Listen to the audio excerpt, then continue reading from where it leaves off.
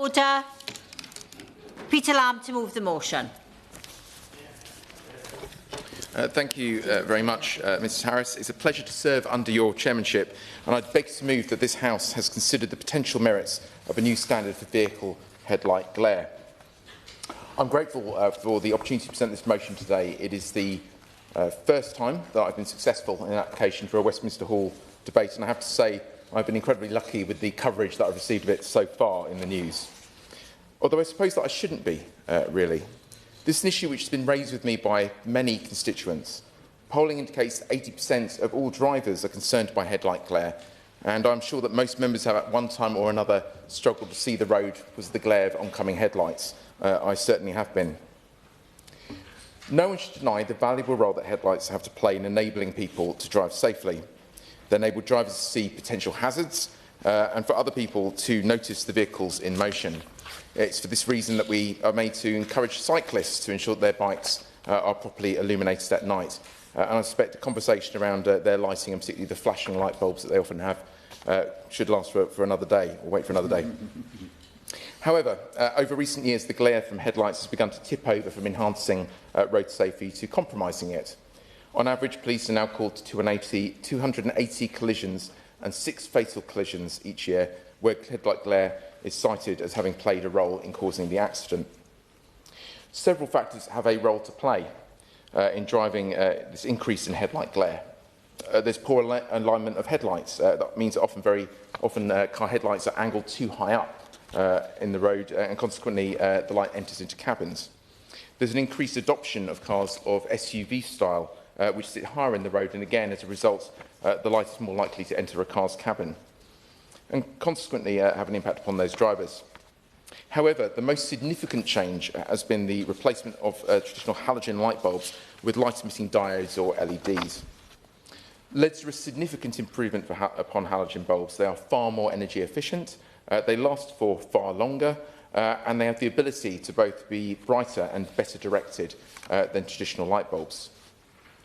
Unfortunately, while car companies saw the advantages of the increased brightness, which we should note that due to emitting large volumes of blue light, unlike halogen light bulbs, take far longer for the eye to recover from, they do not appear to have considered the impact upon other road users. It is hard to say whether or not this is by accident or by design. Brighter headlights may well be attractive to those purchasing a car. They can be more aesthetically pleasing, and as a driver you benefit from increased visibility.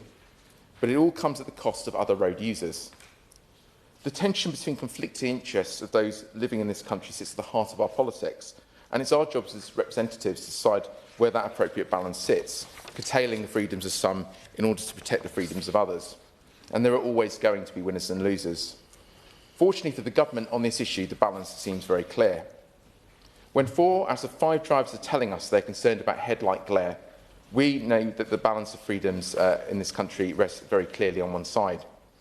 We cannot have a road network where 1 in 20 people have stopped driving completely, and a further 22% would rather not drive at night at all if they had a choice. I will do. Thank you. I wonder if you could tell us, particularly from your research, how concerned you are about the role that increasing glare from headlights could be playing in terms of increasing social isolation, with particularly a lot of my older constituents saying they're quite frightened about going out at night, particularly in winter as the nights are drawing in, and leaving them feeling more isolated. Thank you. While the research involved did not look into particular age groups, I think we all know that on balance it very often is older residents who are much older citizens who are far more inclined to feel the issues of headlights and problems with driving in general. And when you're looking at these numbers and you're really seeing the scale of the numbers of people who are simply staying at home because they no longer feel safe on the road, you realise that something very clearly has to be done. You know, it's the overwhelming majority of those who are saying that they are no longer driving at night or would not drive if they had the choice not to drive, the overwhelming majority of those cite headlight glare as being the primary reason why that is the case. I'll give you on this point. I do thank the Honourable Member for giving way, and I congratulate him on securing his first Westminster Hall debate. I mean, I thought this was an issue of personal annoyance until I met Alan, an old colleague from Heriot-Watt University, and he said he found it difficult to go out in the evening and he wasn't looking forward to winter. But he's a young man, he's even younger than me, so perhaps, does he agree that perhaps we need more research here to fully understand what the negative impacts of these lights are? I think certainly there's probably work to be done in general around how transport impacts upon social isolation, and particularly at different times of day. And we know when it comes down to things like bus routes, the impact that it's had on rural communities losing those bus routes, and particularly the age brackets in which that causes huge problems. Transport for many people is an essential part of day-to-day life. They don't have the options that those of us lucky enough, in my case, live in an urban area, have available to us. And so we have to think of this constantly in terms of the enormous impact it has, not only on convenience, but on the overall impact of someone's ability to get through life. There are options available to drivers to reduce headlight glare. You can try keeping your windscreen and your glasses clean. You can adjust mirrors to reduce glare, and you can ensure that your own headlights are properly aligned and avoid buying SUV-type vehicles. But while all these things would... I mean, you can do. But while all these things would see an improvement in our roads, driving-related law in the UK should not be reliant upon voluntary measures by drivers such as these.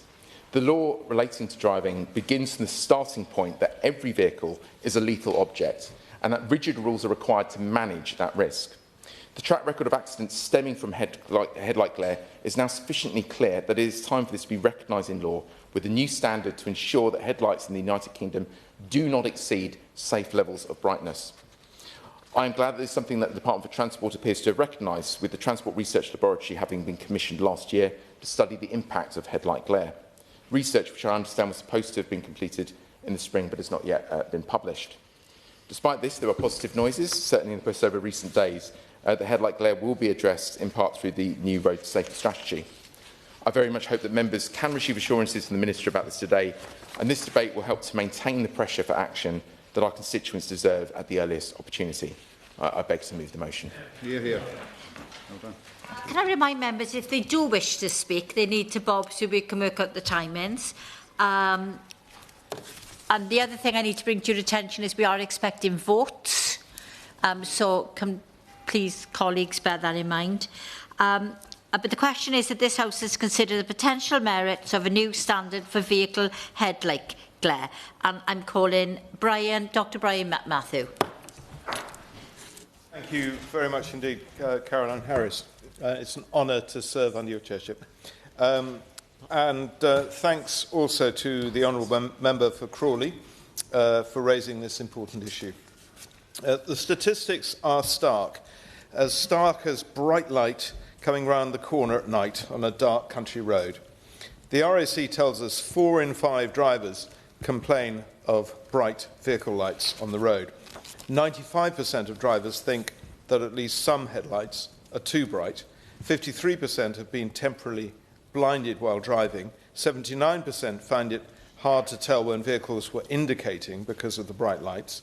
77% found it difficult to judge the position of an oncoming vehicle in the road. And 25% avoid driving at night due to headlights. 22% would like to drive less at night. And there's that issue that drivers with automatic headlight dipping, and indeed the manufacturers of these systems, may not be aware of, that the sensors that dip the lights automatically do not seem to do this until they directly sense an oncoming light. So for those of us that can see a light in the distance and consequently dip our headlights manually, this courtesy is not returned until the first flash of the lights as they round a corner. And this makes for more bad temper on our roads, occasional retaliation, and of course the danger of being blinded. Another related point on this subject, some may have seen advertisements for night driving glasses. These have yellow lenses and take out the blinding blue part of the light. I, for one, have found them useful and effective. But it would be also useful if the government's Transport and Road Research Laboratory, TRL, at Bracknell, could undertake research into the effectiveness of these driving glasses and could perhaps issue a kite mark along with the British Standards Institute for approved night driving glasses and make the case for them more obvious. Other problems, such as the fitting of LED bulbs to standard car light housings, are already illegal. Making this point of law more widely known, as well as stats on the issue of issuing penalty points for this offence, would, I'm sure, be widely welcomed and be of public benefit. Thank you. Well done. I'm going to impose an informal time limit of 4 minutes. David Taylor. Thank you. It's a pleasure to serve under your chairmanship. I want to begin by thanking the Honourable Member for Crawley for securing this important debate, not just in this chamber, but also for bringing it to national attention. Indeed, if you forgive the pun, shining a light on this issue. I know, I couldn't resist, I do apologise. This is an issue that many of my constituents have raised with me, not just in the town of Hemel Hempstead, in areas such as Adderfield and Bennett's End, but in our rural communities in Bovington and Chipperfield and Flaundon. The growing problem of the glare from modern vehicle headlights is now a real concern for drivers, cyclists and pedestrians alike, and other members have shared their own personal irritation of this issue. I too cannot drive at night now without adjusting the rear-view mirror to reduce the glare, and I also recognise the issue where you will occasionally flash an oncoming driver because you think they've inadvertently left their full beam on, only to find that they haven't. It is just their natural headlights. It is, according to the RAC, 9 in 10 drivers say they're now affected by this issue, and 7 in 10 believe it has got worse in recent years. And the BBC, among others, have reported how serious this problem has come across the country. In my constituency, the impact is clear. On dark, unlit rural lanes in Bovington and Chipperfield in particular, the glare from oncoming cars can cause a driver to go blind for several seconds. And on busier roads in urban areas such as St Albans Road in Hemel Hempstead itself, drivers face a constant dazzle from modern LED lights. As the member for Rochester and Stroud and as the member for Edinburgh and South West have raised, this is also an issue affecting older residents, and we don't want to inadvertently lead to a situation where they are isolating themselves because they are avoiding driving at night altogether. I welcome the fact that this Labour government has indicated it's going to be reviewing headlight glare as part of a wider road safety strategy. I think that shows that this Labour government is listening to people's real experiences and acting on them. I associate myself with the honourable members' wish to see safe levels of brightness imposed on vehicles going forward, be that stronger regulations that force manufacturers to adjust the vehicles that they're producing, better MOT alignment checks as well, and enforcement against illegal modifications, as my honourable friend had mentioned as well.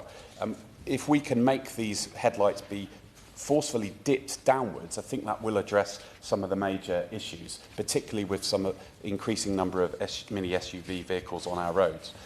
Everyone in Hemel Hempstead, whether in the towns or in our villages, deserves to travel safely at night and without being dazzled by oncoming lights. And I once again thank the honourable member for bringing this important issue to our attention. Adam. Thank you, Mrs. Harris. It's an absolute pleasure to serve under your chairmanship, and I'd like to thank the honourable member for Crawley for bringing in this debate.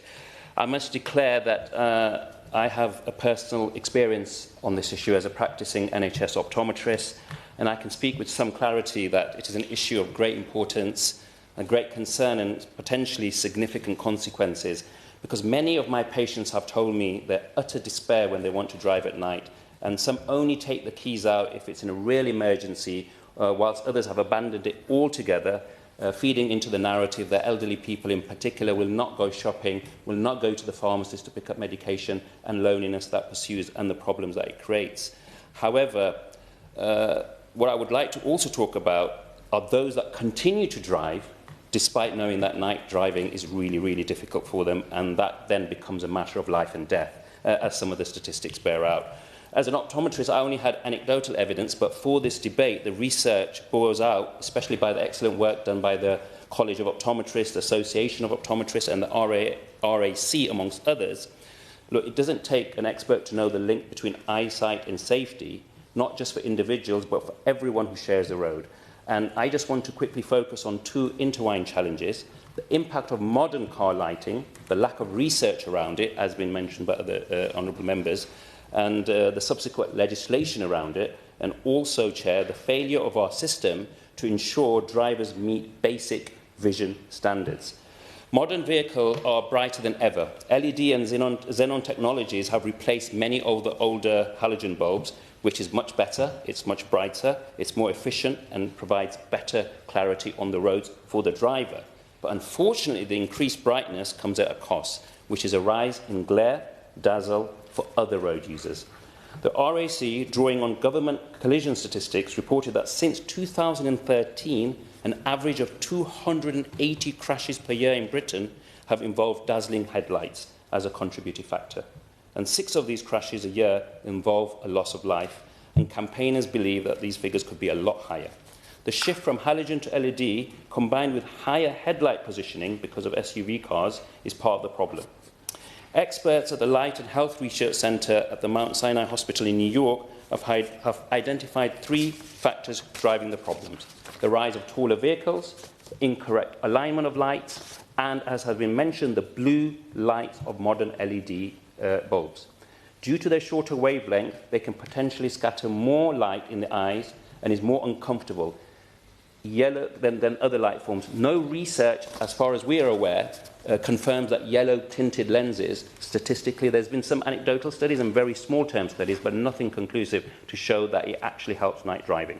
The RAC also found that 68% of drivers, this is really worrying, that it takes them up to 5 seconds to recover after they've been dazzled. And over 11% say it takes 6 seconds or more. The time it takes to travel 160 metres at 60 miles an hour without any clear vision at all.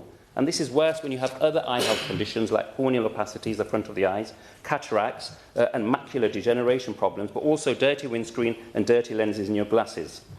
So the greater and the quieter threat is the number of drivers who already have poor, unsafe vision and who continue to drive anyway.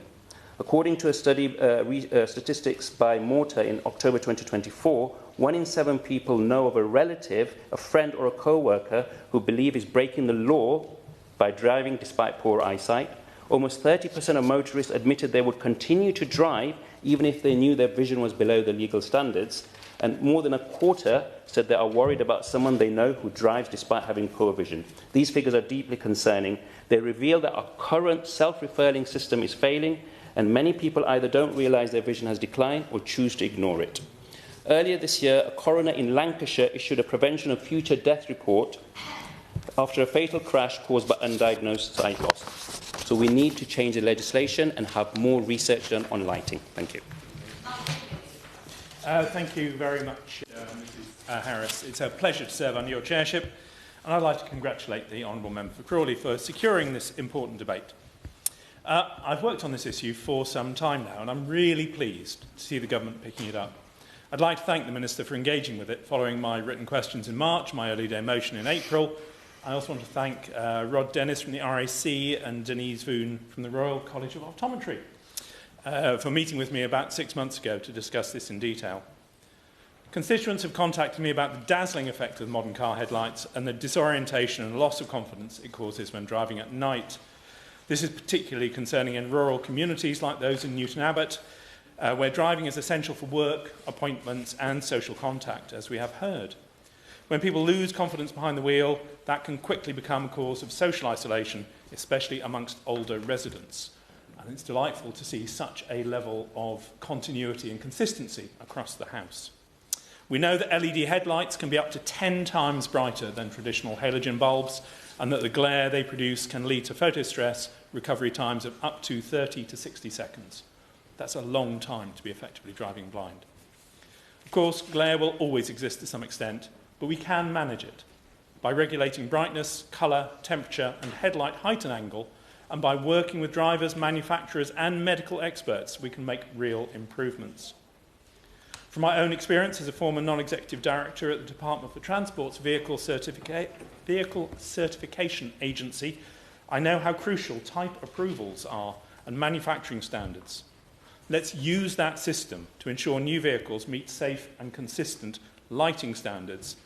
And of course, we must bring in the MOT test to ensure that headlights are correctly aligned and comply with the regulations. Finally, the UK has an opportunity to show international leadership on this issue, contributing to the UN task force and helping set a global example in road safety and driver well-being. Let's get this sorted and make sure headlights help us see the road ahead, not blind us to it. Yeah. Jim Shannon. It's always a pleasure to serve on your chairship, and I can commend the Honourable Gentleman for Crawley for setting the scene so very well. It's an important issue, as ultimately road safety is important to us all, and keeping ourselves and other motorists safe is part of that. There have been reports across the whole of the United Kingdom of Great Britain and Northern Ireland with concerns regarding the impact of vehicle headlight glare. Indeed, I believe just this week on BBC breakfast programme, they had a story just about this very issue. I recently read a news article back home noted that Fermanagh and Omagh District Council on the west of the province wrote to the Department for Infrastructure at the Northern Ireland Assembly, raising concerns that vehicle headlights are becoming increasingly distressing and potentially dangerous aspect of driving at night. It's also noted, Madam Chair, that the intensity and resulting glare from headlights are not currently tested.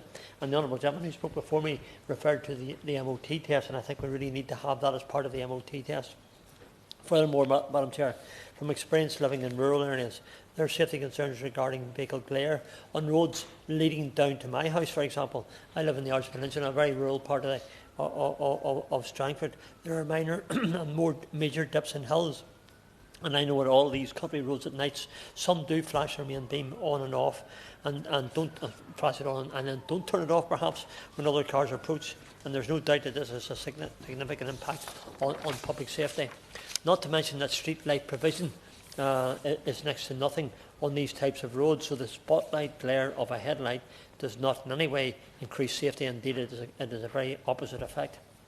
Madam Chair, a more general UK survey found that 61% of drivers who suffer headlight glare say the problem has worsened in the past year, and I believe it has as well. So certainly as my evidential understanding of it.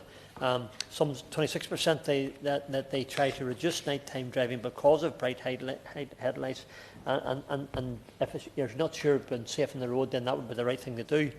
I would argue, in fact, that this number is much higher, as we are basing this purely on personal reports and anecdotes, and not so many motorists who experience this on a daily basis.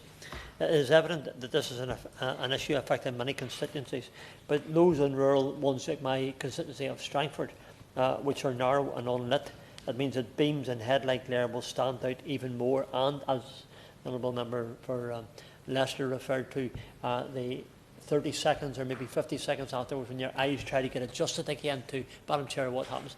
I think that 50 seconds, are you safe on the road? That's a question he posed, and that's a question I would ask as well. There is space for human consideration too, where we certainly can be more mindful of where we are driving and the impact it will have on others. To conclude, Madam Chair, I understand that the Department for Transport Glare Research of 2024-25 is studying how to incorporate practical glare tests into annual inspections. So I think when the Minister comes back to tell us what's going on, I think maybe one of the things we're asking for may be part of what government is intending to bring about. Therefore, future MOT guidance may include brightness and levelling checks. I just happen to drive a four-wheel drive, by the way, but it doesn't make me better than anybody else, but we are up high off the road. If you live in the countryside, you probably have one, but you know you have it. You have it because you use it. You don't have it because it's a status symbol. But certainly as a collective throughout the United Kingdom of Great Britain and Northern Ireland, I look forward to seeing what more government can do to improve road safety in the future, and look very much forward to the Minister's response. He's doing his business this week, yesterday and the day, 2 days running. Well done. Richard Ford. Thank you, Mrs. Harris. It's to serve with you in the chair. And as the clocks go back and evenings grow darker, drivers in Devon are finding that dazzling headlights are no longer just a nuisance, but are a real danger on our roads. This week, for the first time since summer, many of the people who I represent are trying to get along these roads in the dark, in those dark lanes and long roads that surround Sidmouth, Honiton and Seaton. A burst of a full beam before it's dipped can leave drivers disorientated. Add in a wet road, a scattering of potholes and maybe a cyclist, and you've got a recipe for a near miss that doesn't always make it into the statistics, but anybody who drives knows because they've been there. And many people in Devon are saying the same thing to me. Headlights feel brighter than they used to. And they're right. I mean, I remember when halogen bulbs were first introduced, and this sort of cast a much longer beam than we had known prior to that. But of course, now those have been surpassed by LED. The RAC's recent polling backs this up. Almost every driver thinks that some headlights are too bright, and more than half have been temporarily blinded. A quarter now don't drive for fear of this temporary blinding. This problem is especially serious. I will. I do think I've given way. And this is a really interesting point, actually, because if most drivers think there's an issue, that probably means that their cars are maybe part of the problem. So does he agree with me that perhaps they should look at their own problem, their own vehicle first before they start criticising other drivers? I'm grateful to the Honourable Member for the intervention, but honestly, I don't think we can lay this as the responsibility of every single individual driver when it's our job to come here and legislate on collective problems like this. The problem here is especially serious in rural areas like the one I represent, where the population tends to be older than across the country as a whole. Age changes how the eye copes with bright light at night. A report from road safety consultants released yesterday highlighted that an older person's eye can take around 9 seconds to recover from glare, compared to around 1 second for a 16-year-old. That could be the length of an entire football pitch, of not being able to see properly, whether it's potholes, pedestrians or cyclists. In 2024, more than 600 people were injured on Devon and Cornwall's roads, and very sadly, 56 lost their lives in road traffic collisions. Now, plainly, not all of that will be the responsibility of glare of the sort that we're talking about today, but I know that at least one of those fatalities related to glare from sunlight, because it related to a constituent who came to see me in a surgery. If adapting headlights to reduce glare helps prevent even one of those tragedies, it's worth us looking into it. LED headlights give the driver a clearer, crisper view, but their tight bluish beam can cause real discomfort for others on the road when they're not properly fitted or aligned. Penalties for sellers peddling unsafe kits would make a difference. When the government's report is released in the coming weeks, it's vital that its recommendations are acted on quickly, because following the evidence could help us save lives on the roads. People in Seaton, Sidmouth and Honiton want to get home without feeling that they're gambling every time with a bright set of lights coming around the bend. Let's make sure that our vehicles light the way home safely, rather than blinding those who share our roads. And I'm grateful to the Honourable Member for Crawley for bringing this issue to the fore. Thank you. Spokesperson Ollie Glover.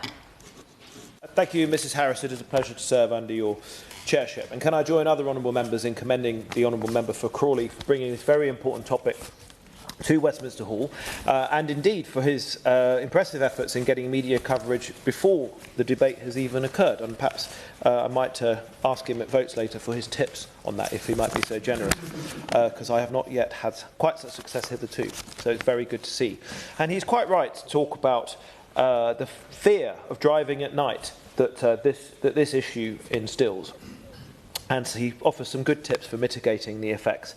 My honourable friend, the member for Melksham and Devizes, talks about the economic impact of reduced night driving and the problem of automated light dimming, something I shall return to because I've got some very strong views about that. And the honourable member Hemel Hempstead also joined other honourable members to talk about the rural context to this and just how important nighttime driving is for people who live in rural areas and the rural economy. It was once again great to hear the Honourable Member for Leicester South bringing his professional optometrist experience to the debate, and quite rightly highlighting the impact on mobility for elderly people of this issue, and also the safety aspects of those who continue driving, even though their eyesight may be compromised. And my honourable member, the honourable friend for Newton Abbott, gave us an excellent summary of his very strong and robust campaigning on this issue, which this debate will hopefully accelerate. And the honourable member for Strangford was very articulate about the need to strengthen MOT requirements and the fact that the data underrepresents the problem at hand, a point also made by my honourable friend, the member for Honiton and Sidmouth. Following a petition with over 14,000 signatures, the previous government committed to commissioning research into headlight glare, something that was taken up by the current Labour government with the results eagerly expected. And whilst LED headlights improve driver visibility and energy efficiency, they can cause discomfort or temporary blindness to oncoming drivers. An RAC survey in December of 2024 found that 95% of drivers believe some headlights are too bright, and 53% reporting being temporarily blinded and 25% avoiding night driving because of the glare altogether. Research shows that glare particularly affects people with cataracts or other vision issues, and headlight alignment and condition are checked during the MOT test, but overly bright lights can still pass if technically compliant. There are concerns about poorly aligned or aftermarket LED conversions sold online, and police reports list dazzling headlights as a factor in around 200 to 300 collisions annually in Great Britain, but as honourable members have suggested, that is almost certainly an underestimate. The UK has raised the issue at the UN Economic Commission for Europe, which agreed to tighten rules on headlamp alignment and to make automatic levelling systems mandatory by 2027. An ongoing government-funded research by the Transport Research Laboratory will include real-world glare assessments across different road types. Now, this is an issue that is very close to my heart because my Oxfordshire constituency of Didcot and Wantage has a large number of rural components, and my main method of transport around the constituency is by bicycle. And I would like to assure the honourable member for Crawley that I certainly don't use a flashing light outside of street-lit areas. And I'm also not one of those that is covered in dark clothing and is invisible. But despite wearing a high-vis with retroreflective strips and panniers with retroreflective things and a front light and a rear light and loads of reflectors, I'm finding it's a growing problem of car drivers taking too long to dip their headlights, so that and often it's so bad, particularly on roads that don't have a white line, I just have to stop until the offending vehicle has gone, perhaps after some creative hand gestures in front of my light as a last-minute attempt to make sure that they see me. Now, some people do dip their headlights and others don't, so it seems unlikely that it's to do with my visibility. So I wonder if this automation factor that some members have mentioned is perhaps the factor, and some people are relying on that, whereas other drivers are being observant and keeping a close eye on and dipping as soon as they can. Certainly, from my experience as a cyclist, this is a real safety issue, because if I have to stop suddenly and someone's behind me, they won't be expecting to do so.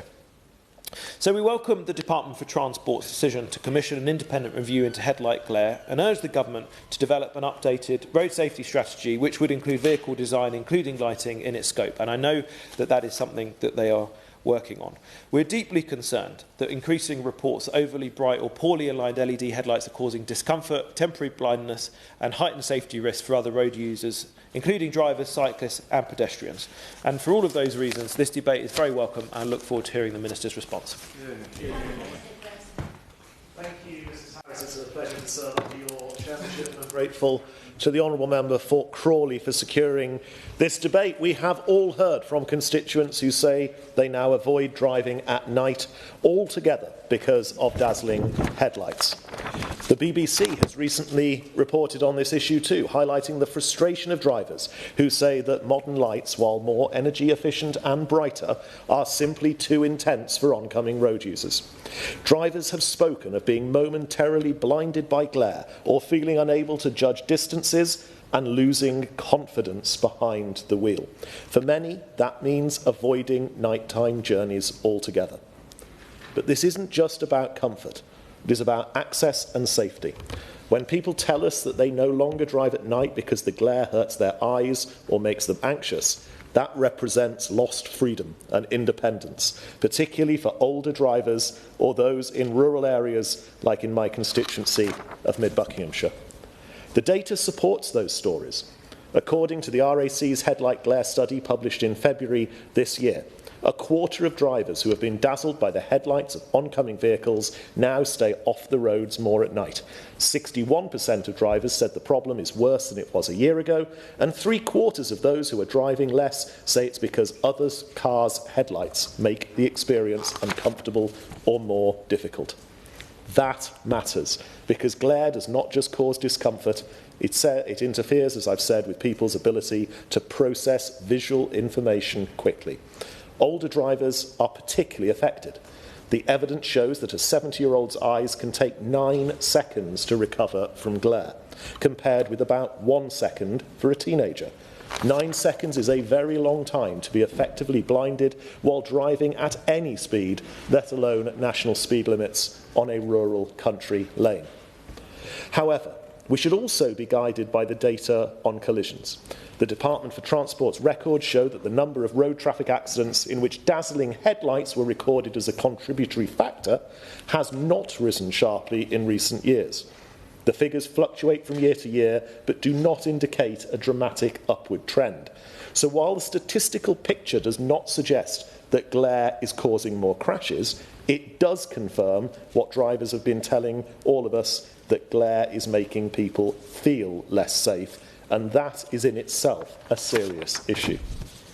We know several factors contribute to this. Misalignment of headlights is one of the most common. Of the 32.4 million MOT tests carried out in 2022 on cars and light vehicles, 1.6 million failed because headlights were misaligned. Even a small upward tilt can make a big difference to the intensity of glare experienced by other road users. Newer lighting technologies also play a role. LED headlamps, now fitted to most modern vehicles, produce a whiter, more focused beam than traditional halogen bulbs. The human eye reacts differently to that light, and although LEDs improve visibility for the driver using them, they can cause real discomfort for oncoming traffic.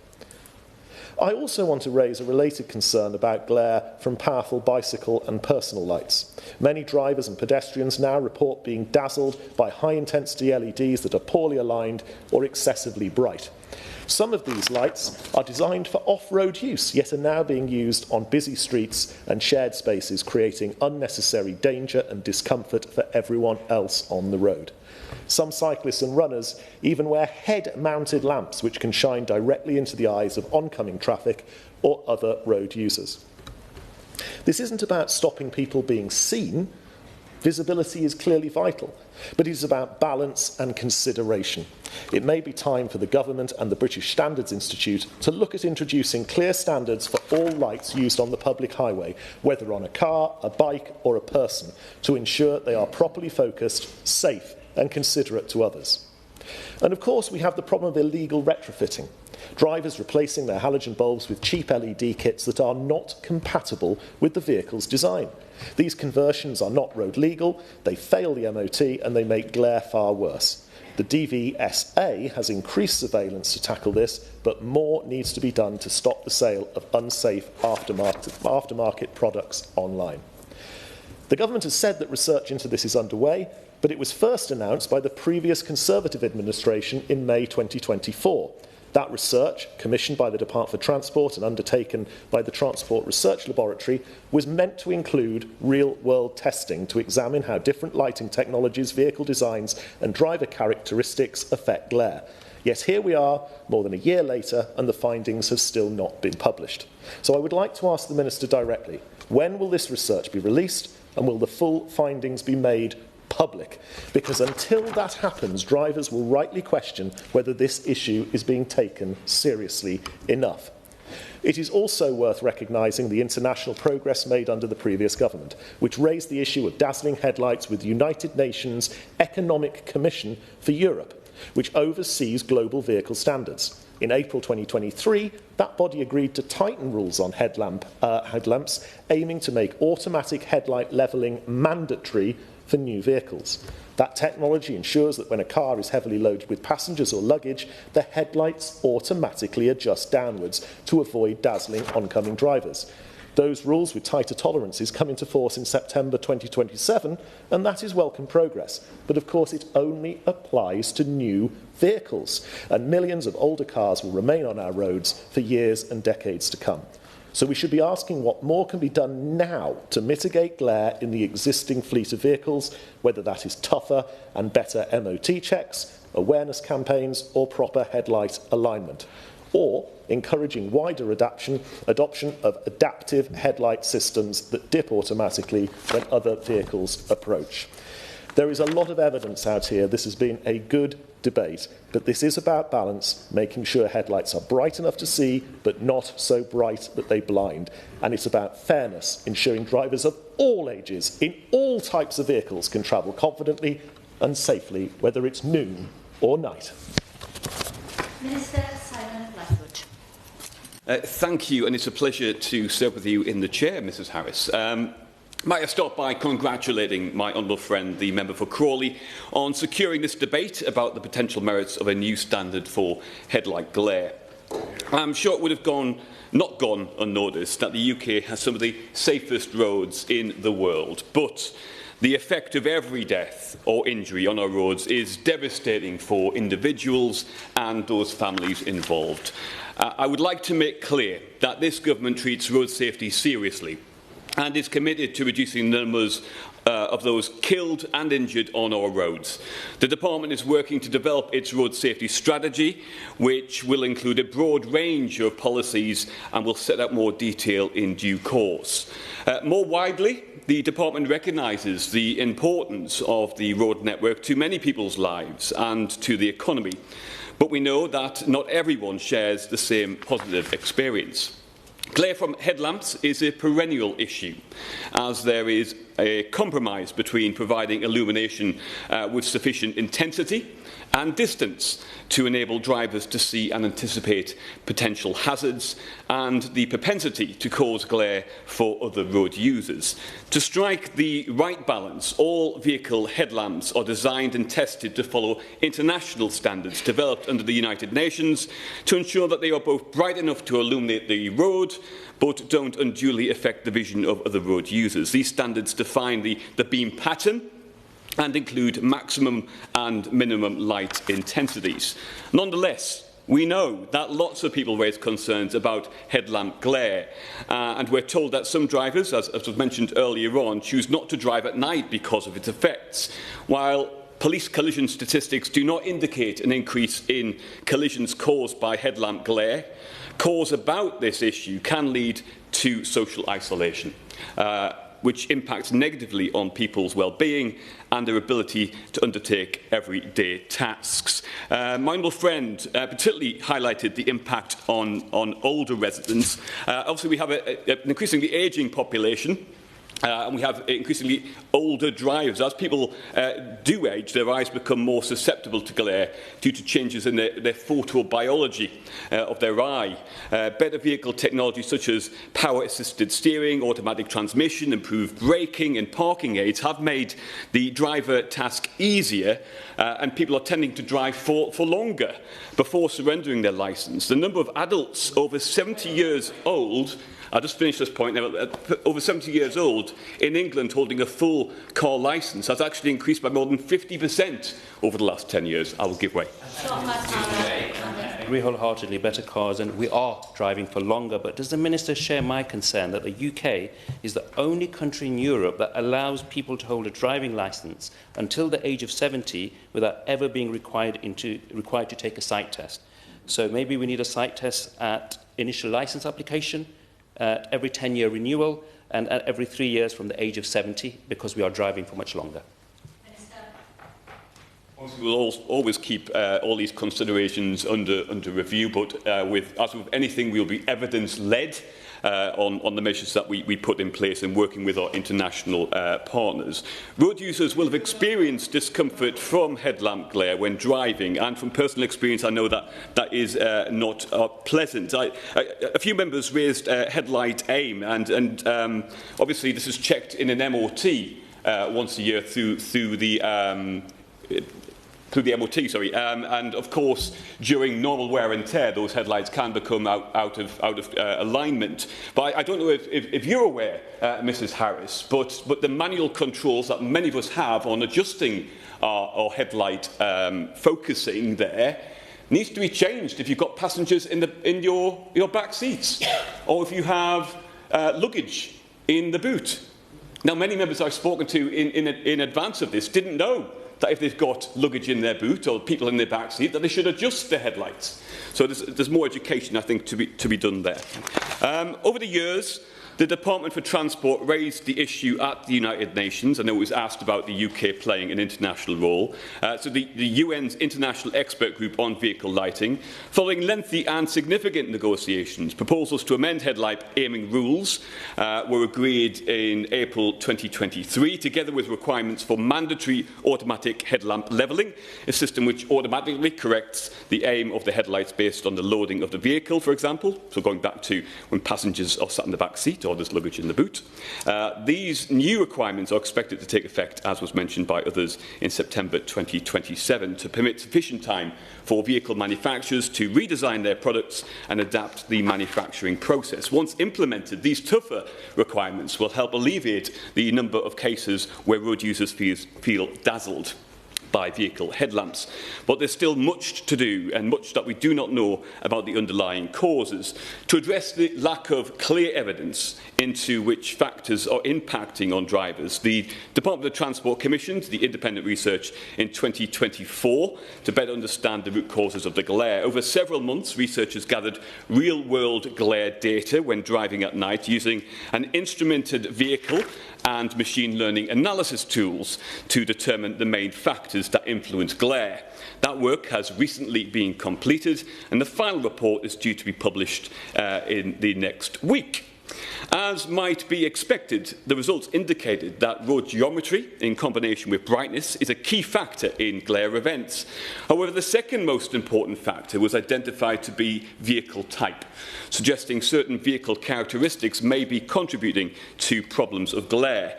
Given the findings of this innovative and groundbreaking research, the Department plans further research examining a range of vehicle makes and models aimed at identifying what vehicle design factors may be responsible for increased glare.